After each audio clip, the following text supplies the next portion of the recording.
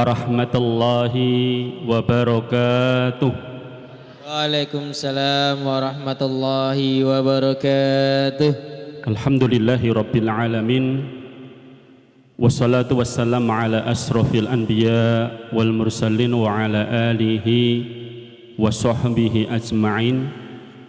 Usikum wa iyaya nafsi bitaqwallah faqad fazal mu'minunal muttaqun.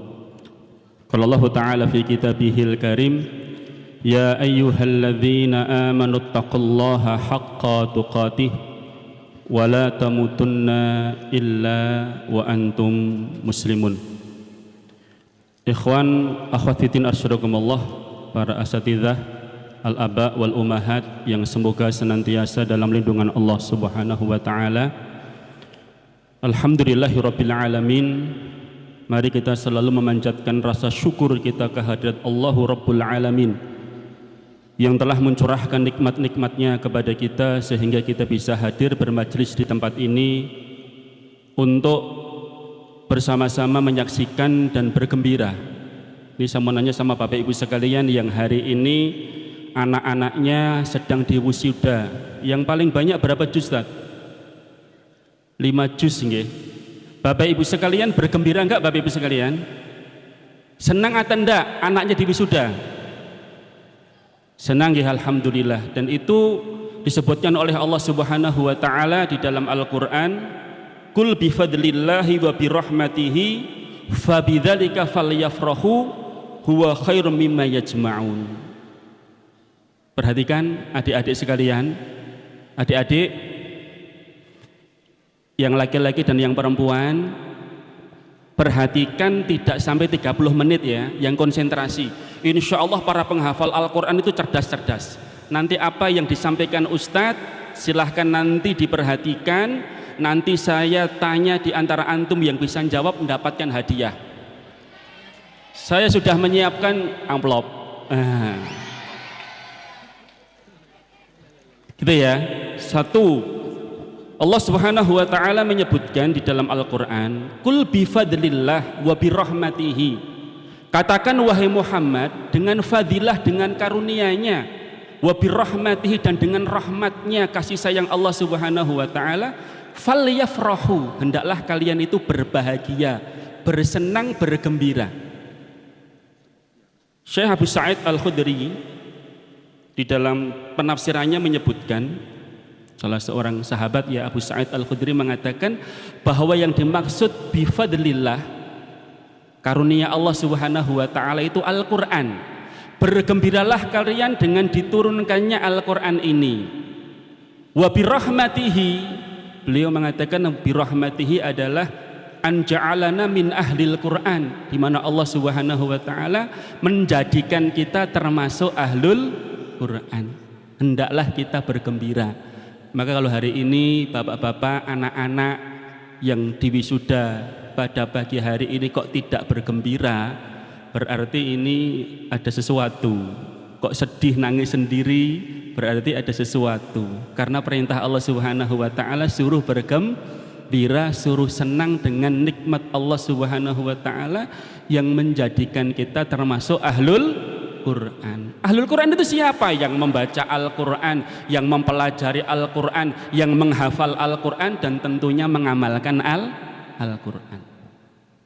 Bapak Ibu sekalian, terkhusus anak-anakku sekalian yang semoga senantiasa dicintai oleh Allah Subhanahu wa taala, ketahuilah bahwa semua yang terkait, yang berinteraksi dengan Al-Quran itu dimuliakan oleh Allah Subhanahu wa taala. Jadi saya lihat anak-anak semua bawa Al-Quran di tangan kanannya, tulisannya Al-Quran Al-Karim, Al-Quran yang mulia. Semua yang terkait dengan Al-Quran itu dimuliakan oleh Allah Subhanahu wa taala. Malaikat yang menurunkan Al-Quran menjadi malaikat yang paling mulia dari sekian banyak malaikat yang ada di muka bumi ini di langit. Namanya malaikat siapa? Malaikat Jibril. Nabi yang diturunkan Al-Quran kepadanya menjadi nabi yang paling utama, Sayyidul Anbiya wal Mursalin, yaitu Rasulullah Muhammad sallallahu alaihi wasallam. Tempat diturunkannya Al-Quran menjadi tempat yang paling mulia di muka bumi, yaitu mana? Mekah Al-Mukarramah dan Madinah Al-Munawwarah menjadi tempat suci di muka bumi. Bulan diturunkannya Al-Quran menjadi bulan yang paling mulia. Bulan apa? Bulan Ramadan. Dan malam diturunkannya Al-Quran menjadi malam yang paling mulia, yaitu malam Lailatul Qadar, yang lebih baik daripada 1000 bulan.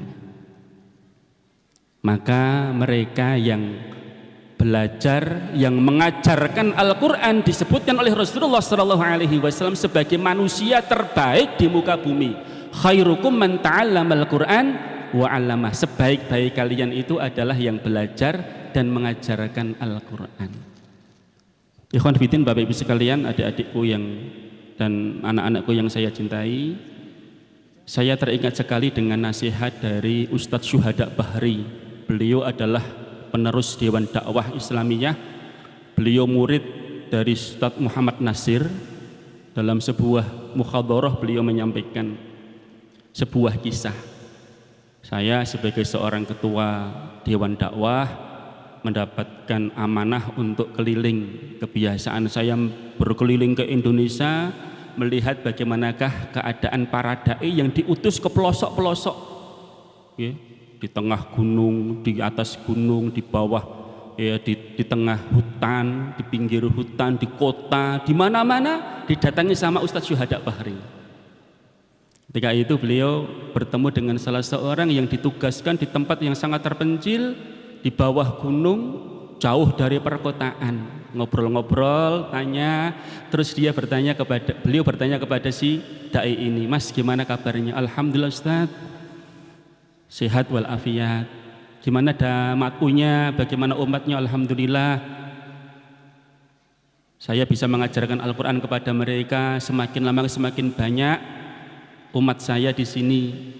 "Terus gimana kesejahteraan kamu?" Sebagai seorang ketua, pemimpin Dewan Dakwah pada waktu itu, dia mesti akan memperhatikan tentang bagaimanakah kesejahteraan para dai-nya di tempat-tempat yang terpencil. "Alhamdulillah Pak Ustadz, bisa makan. Meskipun beberapa hari ini kami makannya bukan nasi, tetapi kami makannya daun-daunan." "Lu kok bisa?" "Ya karena sudah tidak ada lagi kiriman beras." Langsung Ustadz Syuhada Bahri menangis. Ya, dia tidak bisa membayangkan bagaimana kalau setiap hari yang dia makan itu adalah daun-daunan. Dengan bisa bayangkan ya, kalau setiap hari makannya daun-daunan itu, terus nanti yang dikeluarkan apa? BAB-nya apa? Mungkin letong kali serindil nih. Perih perutnya. Nangis beliau.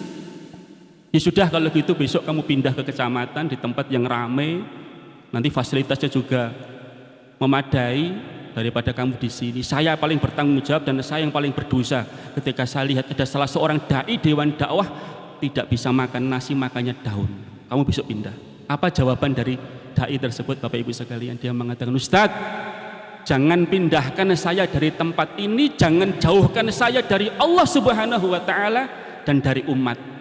Meskipun kondisi saya seperti ini, tetapi saya merasakan kebahagiaan ketika malam hari saya qiyamul lail, merasa dekat dengan Allah Subhanahu wa Ta'ala. Ketika saya mengajarkan Al-Quran kepada mereka, mbah-mbah yang sudah sepuh, remaja-remaja, anak-anak TPA, ada sebuah kebahagiaan tersendiri. Dunia mungkin sekarang tidak berada di tangan saya, tapi saya merasakan kebahagiaan." Ustadz Syuhada Bahri semakin menangis. "Ya sudah, kalau gitu tetap kamu di sini istiqomah." Beliau balik ke Jakarta. Ikhwan fillah nasyarakumullah, ketika ada undangan dari kerajaan Saudi untuk memberangkatkan haji gratis, undangan dari kerajaan, maka yang pertama kali beliau ingat adalah dai yang di pedalaman tadi. Panggil ke Jakarta, naik pesawat, diberangkatkan haji gratis, tis dan dapatkan sangu. Kemuliaan orang yang mengajarkan Al-Quran, Allah Subhanahu wa Ta'ala muliakan, diberangkatkan haji, dikawal oleh para pengawal-pengawal kerajaan. Masya Allah. Ikhwan Fidin, Bapak Ibu sekalian, anak-anakku yang semoga selalu dalam lindungan Allah Subhanahu wa Ta'ala. Semua yang terkait berinteraksi dengan Al-Quran itu dimuliakan oleh Allah Subhanahu wa Ta'ala. Maka jangan sekali-kali melupakan Al-Quran. Hari ini Anda hafal 1 juz, 2 juz, 3 juz sampai 5 juz, pertahankan. Kalau bisa ditambah terus, dan kelak di antara antum sekian ratus ini saya yakin 10 lebih nanti ada yang hafidhul Quran. Amin Allahumma amin. Coba yang pengen hafal 30 juz angkat tangan. Oh Masya Allah, anak-anak yang laki-laki, Masya Allah. Semoga kalian kelak nanti menjadi penghafal Al-Quran yang takut kepada Allah Subhanahu wa Ta'ala. Bapak Ibu sekalian, saya juga teringat dengan nasihat dari Ustadz saya. Rumahnya tidak jauh dari sini, cuma timur situ, nggih. Ustadz Abdullah Manaf Amin. Beliau mengatakan, berpesan kepada para alumni, saya tidak bangga ketika kalian datang ke tempat saya, berkunjung ke tempat saya, silaturahmi ke tempat saya dengan membawa mobil yang bagus, dengan titel sekian banyak, sekian panjang titel yang kamu miliki, kamu kaya raya berlimpah dengan harta dunia. Saya tidak bangga dengan itu semuanya, tapi saya bangga ketika kamu datang ke sini dan dapatkan kabar bahwa kamu masih istiqomah di tempat tugas mengajarkan Al-Quranul Karim kepada murid-murid kamu. Itu yang mengharukan saya. Ustadz Manaf menangis ketika dia mendengar seorang alumninya meskipun lulusan Ma'had Ali tapi tetap istiqomah untuk mengajarkan Al-Quran, membimbing anak-anak untuk menghafal Al-Quran, apalagi sampai mengamalkan Al-Quran. Kenapa? Menjadi khairukum, manusia terbaik di muka bumi ini. Khairukum man ta'allama Al-Quran wa 'allamah. Karena Rasulullah SAW mengatakan ahlul Quran ahlullah wa khasatuh. Ahlul Quran adalah keluarga Allah Subhanahu wa Ta'ala dan keluarga yang dekat. Saya tadi baca ada sebuah penelitian di Jogja itu, bahwa ketika seorang itu dia hafal Al-Quran, terbiasa baca Al-Quran, maka akan mengurangi tingkat kepikunan ketika nanti sudah tua. Dan ternyata ketika kita lihat tafsir di dalam Al-Quran, Ibnu Abbas radhiyallahu anhu mengatakan, barang siapa yang menghafal Al-Quran, barang siapa yang terbiasa membaca Al-Quran, maka lam yuradda ila ardalil umri. Man qara Al-Quran lam yuradda ila ardalil umri. Barang siapa yang biasa membaca Al-Quran, biasa menghafal Al-Quran, maka dia tidak akan dikembalikan umur yang hina. Maksudnya pun umur yang hina itu bagaimana? Dalam keadaan tua dan dia pikun. Wis lali karo, wis jenengmu sapa le? Kowe omahmu ngendi? Padahal karo anake dhewe niku. Bar mangan sak piring niku lali, mbok do jumuke ra kelingan karo mbokne to, mbok dijumuke sego padahal bar mangan niku. Seperti anak kecil lagi nangis bermanja-manja kepada anaknya. Yang kadang-kadang seorang yang sudah tua dan pikun itu akan menyusahkan anak-anaknya. Sehingga sampai naudzubillah, anak-anak yang dahulunya ketika dia masih kecil didoakan oleh orang tuanya semoga cepat besar, semoga sukses, semoga panjang umur, tetapi anak yang tidak sabar di dalam merawat orang tuanya dalam kondisi stroke, dalam kondisi pikun, doanya selalu moga-moga ndang cepat mati. Astagfirullahaladzim. Kenapa? Karena menyusahkan, nggak bisa kemana-mana, merasa terkengkang dengan orang tua yang sudah pikun, yang sudah stroke itu. Maka Rasulullah SAW berlindung kepada Allah Subhanahu wa Ta'ala, Allahumma inni a'udzubika minal harami. Ya Allah, sesungguhnya aku berlindung kepadamu dari apa? Dari pikun ketika sudah tua nanti, ya Allah. Dan itu terbukti ya. Saya melihat di video itu salah seorang mbah-mbah yang sudah berumur 104 tahun, jangan bayangkan. Namanya Mbah Asrori, rumahnya Demak, Meranggen. Giginya sudah ompong nih, ya. Tetapi Masya Allah dia nggak ada pantangan makan. Sate masuk, tongseng masuk, tengkleng balungan masuk. Bosnya tengkleng baru masuk, terlambat. Mana Ustaz Azam tadi? Tengkleng itu masuk. Jadi dikolah-kolah gini, wah enak ya, enak. Ketika ditanya apa rahasianya, sampai durian itu 2 buah loh Pak itu dimakan habis. Bukan 2 butir apa namanya durian itu, tapi 2 buah itu habis. Saya pernah diundang ke Jogja, suruh makan, kalau berani suruh makan durian, nanti pulang dapatkan hadiah. Alhamdulillah saya bisa makan durian, pulang disangoni 4 juta. Umurnya 104 tahun. Ketika ditanya rahasianya apa, rahasianya beliau itu ahli sedekah. Setiap hari Jumat bawa sepeda ontel, kalau dulu, sekarang sudah sepeda listrik ya, bawa sepeda gitu, membagikan 100 sampai 150 nasi bungkus kepada fakir miskin. Kemudian pekerjaannya setiap hari dia itu mengajarkan Al-Quran kepada anak-anak. Sudah berpuluh-puluh tahun dia mengajarkan Al-Quran kepada anak-anak, dan sampai hari ini umurnya 104 tahun dia belum pikun dan masih sehat walafiat, nggak ada pantangan makan. Masya Allah, Allahu Akbar. Bahkan Imam Al-Qurtubi mengatakan man qara'al Qur'an matta'a bi aqlihi wa in balagha mi'ah.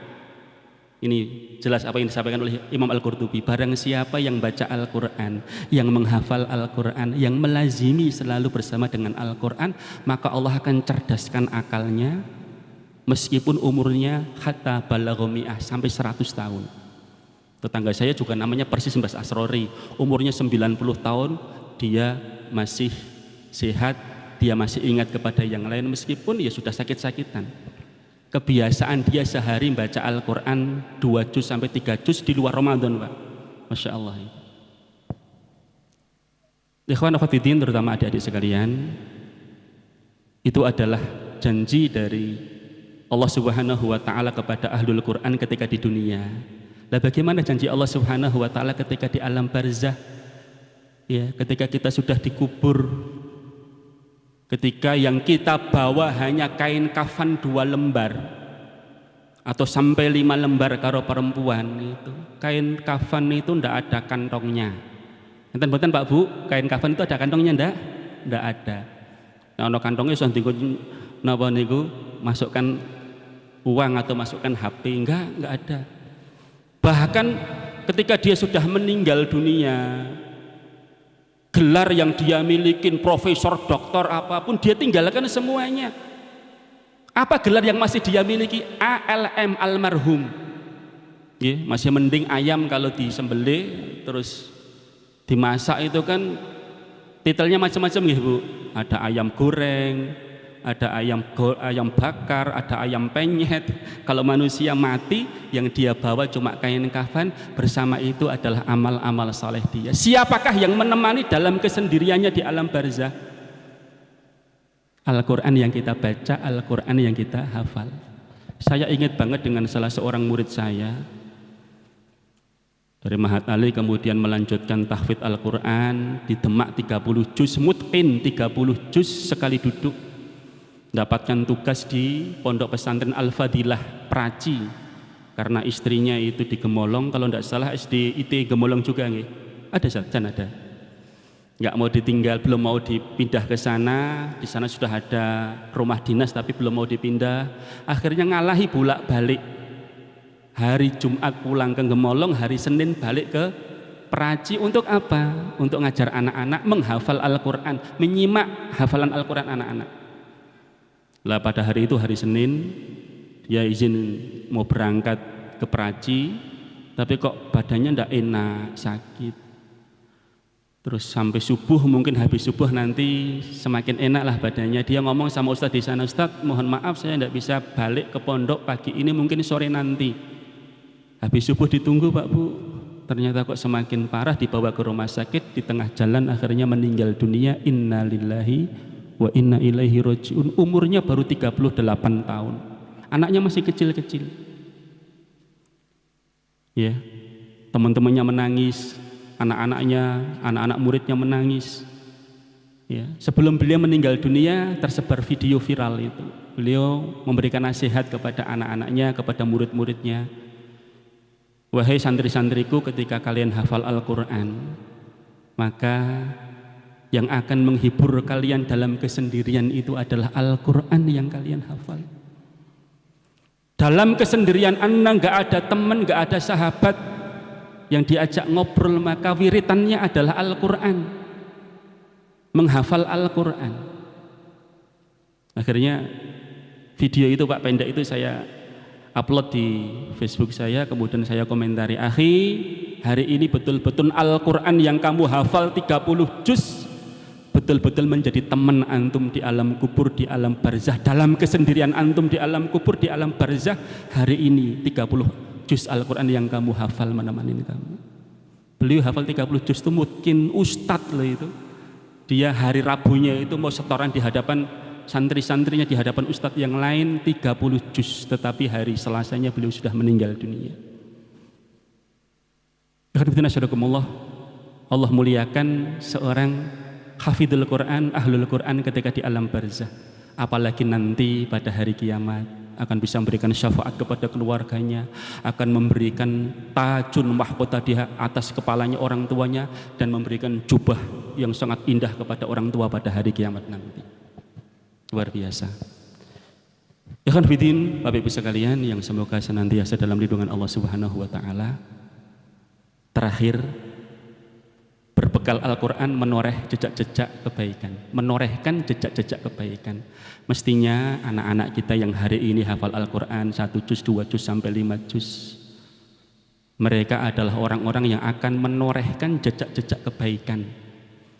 Salatnya terjaga, baca Al-Qurannya juga selalu terjaga. Tolong Bapak Ibu sekalian, diawasin mereka, akhlak mereka juga terjaga, dan tentunya mereka adalah orang yang paling memberikan manfaat kepada orang lain.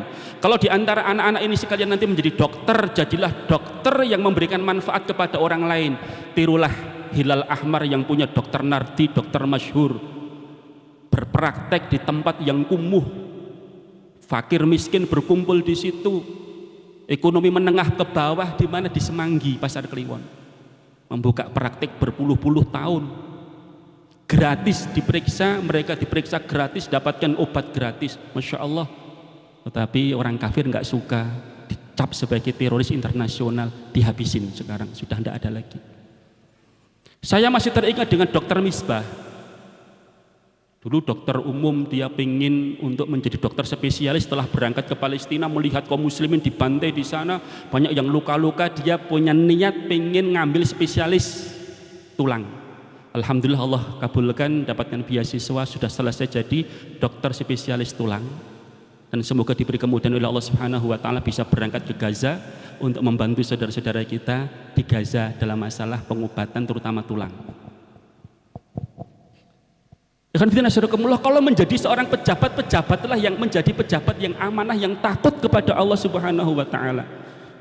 Saya ambil contoh-contoh teladan ini Pak Bu, nggak usah Rasulullah, jauh sekali mungkin berat, sahabat juga jauh. Yang paling dekat dengan kita Hilal Ahmar, kemudian tadi Pak Dokter Misbah, kemudian yang dekat dengan kita adalah Kepala Desa Wunut Tulung Klaten, tetangga kita, yang punya wisata air bernama Umbul Pelem. Jenengan tahu dulu Umbul Pelem nggih? Itu cuma pohon beringin, di bawahnya ada sumbernya, ada umbulnya, terus di situ ada sawah, sawahnya tumbuh tanaman-tanaman itu, cenil sama apa, sama kangkung. Hasilnya berapa kalau dipanen? Tapi disulap sama Mas Iwan Sulistyo ini, kepala desanya, menjadi tempat wisata yang luar biasa. Ribuan orang berbondong-bondong datang ke situ. Bahkan kemarin Idul Fitri berapa juta orang tumplek-plek di situ. Kemarin viral, Pak Lurah Wunut Tulung ini di Idul Fitri memberikan THR kepada seluruh penduduknya, sak kelurahan 400.000. Yang miskin mendapatkan 600.000, yang janda, yang anak yatim, bahkan ketua RT masing-masing mendapatkan THR 6 juta. Ketua RW 6 juta, BPD lebih banyak dari itu. Guru-guru TPA mendapatkan 2.500.000. Itu belum setiap bulannya sudah mendapat, ini setiap tahun. BPJS semua gratis Bapak Ibu sekalian, ketenaga kerjaan, BPJS kesehatan. Padahal nek mau BPJS bayar ya kados kula niki nggih mikir-mikir. Anake 6 lho kula niku. Bapak Ibu anake 6 8 lho niku. Sana gratis semuanya. Jadi pengen pindah mereka Pak. Orang yang asli sana pindah ke Waringin Rejo itu, Mas kok jenengan nggak pindah atau KTP-nya moh? Saya tiap tahun dapatkan jatah dari sana kok, dapat THR itu. Nggak mau pindah gitu. Mas Iwan ini kepala desanya itu orang ngaji, jenggoten. Tengah malam didodok, Pak, niki ada ibu-ibu mau melahirkan, diantarkan pakai mobilnya sendiri, disetir sendiri. Ada anak pemuda yang pengen nikah, ngelamar duwe mobil, diterke coba. Saya kira itu ya Pak sopir ngobrol sama saya di pinggirnya kan, sampai ustadznya kan dijak itu kan. Ngobrol tekan sono, Pak Lurah, monggo Pak Lurah. Loh, ternyata Pak Lurah nyuwun ngapunten Pak Lurah, kula punten sopir. Ya, ngobrol-ngobrol sama saya, dia ngomong gini, Pak Ustadz, saya prihatin nggih lihat umbul pelem itu Ustadz, apa perempuan apa namanya akhwat-akhwat kita pakai jilbab, pakai cadar, mereka bareng-bareng mandi di situ sama anak-anaknya. Saya punya niat nanti saya buat umbul pelem khusus akhwat, khusus ummahat sama anak-anak gitu. Tertutup rapat, nggak boleh ikhwan masuk gitu. Saya kemarin tanya sama warga di situ, Pak, Bu, betul toh nanti membuat umbul pelem khusus akhwat? Insya Allah Pak Ustadz, tahun depan insya Allah buka. Nggih. Kita berharap di antara sekian nanti menjadi pemimpin-pemimpin, menjadi para pejabat yang takut kepada Allah, yang amanah di dalam melaksanakan tugasnya ini sebagaimana yang paling dekat dengan kita ini, Mas Wawan. Mas Wawan, sebagaimana Ustadz kita ini. Alhamdulillah, kita hanya bisa membayangkan kalau anak-anak yang hafal Al-Quran, anak-anak yang saleh seperti ini menjadi pemimpin-pemimpin negeri ini, jadi lurah-lurah seperti Mas Iwan tadi, menjadi camat seperti Mas Iwan tadi, menjadi bupati, bahkan menjadi presiden. Masya Allah. Siapa tahu nanti di sini yang jadi presiden. Ada yang bisa jadi presiden, angkat tangan. Wah, Masya Allah jadi presiden. Namanya siapa dia? Masya Allah jadi presiden. Hari ini kita hanya bisa membayangkan. Kenapa? Karena yang memimpin negeri ini adalah orang-orang yang tidak takwa kepada Allah, yang tidak takut kepada Allah Subhanahu wa taala, tidak amanah. Sehingga yang terjadi adalah korupsi sana sini, yang terjadi adalah perampokan harta negara, perampokan harta rakyat. Makanya saya masih ingat banget perkataan Mahfud MD, dia menukil perkataannya Abraham Somad, mantan ketua KPK. Jelas tahu banget mantan ketua KPK ini, kalau seandainya di Indonesia ini dunia pertambangan ditutup dari para koruptor, celah-celahnya dari para koruptor, nggak ada korupsi di dunia pertambangan. Padahal pertambangan itu apa? Timah, nikel, batu bara, emas, dan lain sebagainya.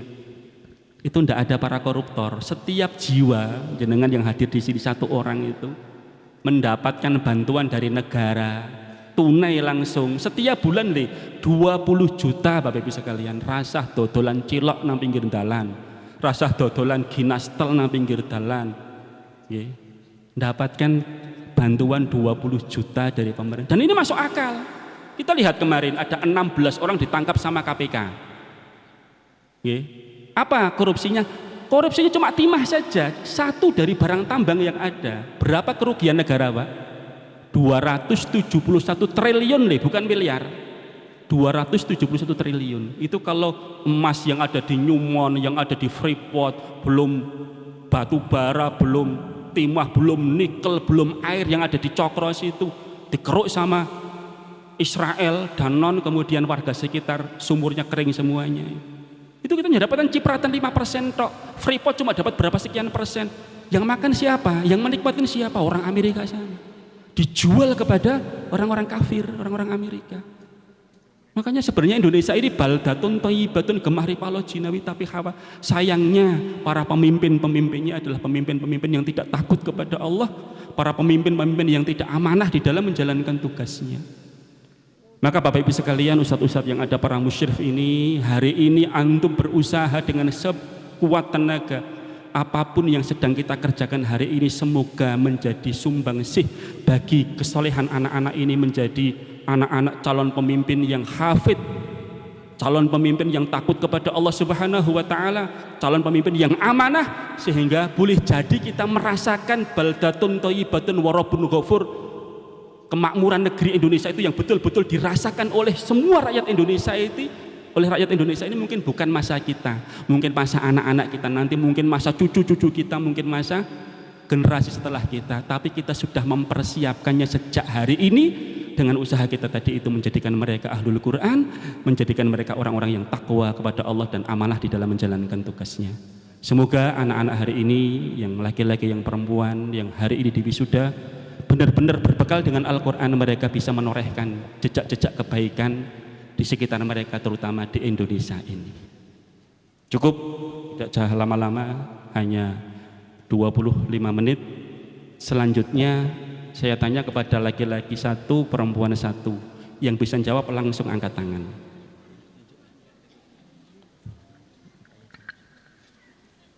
Allah Subhanahu wa taala menyebutkan di dalam surat Yunus ayat 58, "Qul bi fadlillahi wa bi rahmatika fabidzalika falyafrahu." Menurut Abu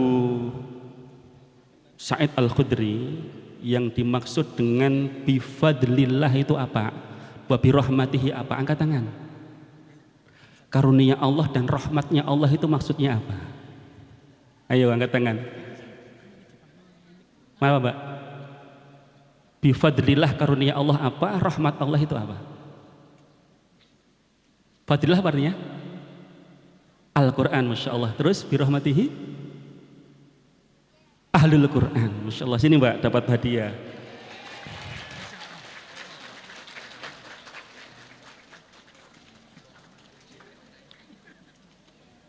Hafal berapa juz Mbak? Sini naik, sini. Hafal 2 juz. 1 juz. Namanya siapa? Aswa. Rumahnya Aswa. Rumahnya mana? Ruki. Anaknya?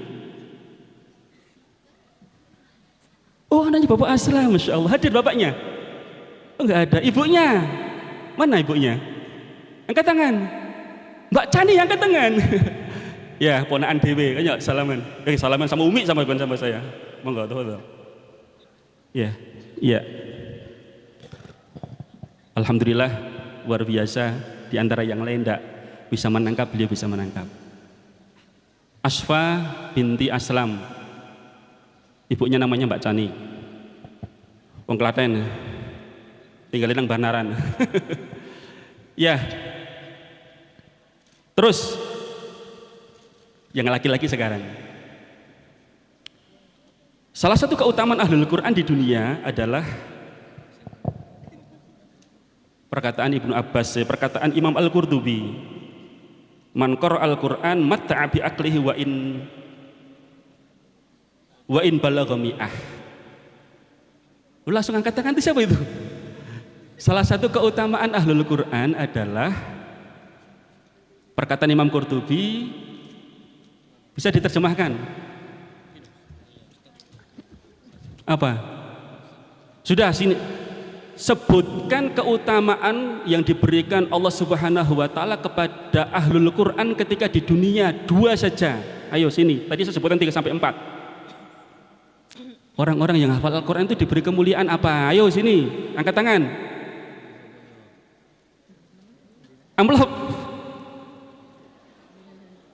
Wali murid yang laki-laki mungkin angkat tangan. Bantu anak-anaknya.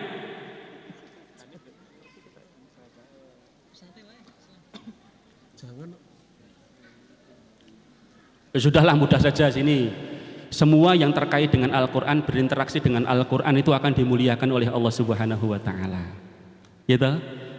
Malaikat yang menurunkan wahyu Al-Quran jadi malaikat yang paling mulia. Nabi yang diturunkan kepadanya Al-Quran jadi nabi yang paling mulia.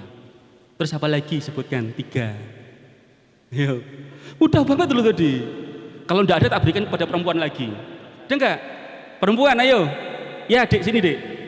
Ini nih yang depan ini kecil ini. Ya, sini. Ya.